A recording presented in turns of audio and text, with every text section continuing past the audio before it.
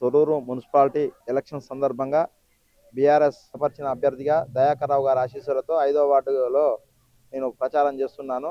ఈ ప్రచారంలో ఈరోజు ముఖ్య అతిథి ఉషమ్మ గారు వచ్చి నన్ను దీవించడం, ప్రజలందరూ బ్రహ్మరథం పడుతున్నారు. వాళ్ళు ఇంతకుముందు దయాకర్ రావు గారు బీఆర్ఎస్ ప్రభుత్వం చేసిన డెవలప్మెంటే ఉంది. ఆ తర్వాత 2.5 సంవత్సరాలు విస్మరించారు.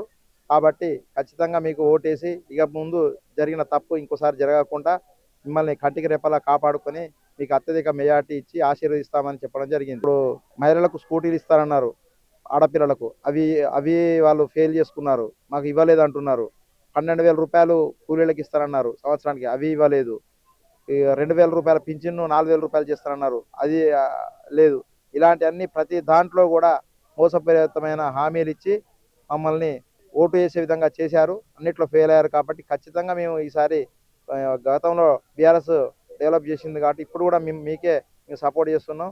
ఖచ్చితంగా మిమ్మల్ని గెలిపించుకుంటామని చెబుతున్నారు. బీఆర్ఎస్ ప్రభుత్వంలో జరిగిందే ఒకటి రెండు ఒక 3-4 బిల్లులు వచ్చేది ఉంటే ఆగిపోయింది.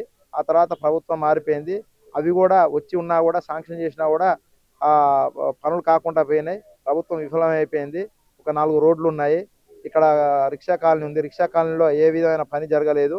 ఆ తర్వాత కొన్ని సైడ్ కాలువలు ఉన్నాయి, స్టేడియం ఉన్నది. దానివల్ల వాటర్ కొంత ప్రాబ్లం ఉన్నది. తర్వాత పింఛన్లు కొంతమందికి రాలేదు. కొత్త పెన్షన్లు ఇస్తా కావాలని అడిగారు. ఇలాంటి అన్నిటిని మేము అధిగమించి హామీ ఇవ్వడం జరిగింది.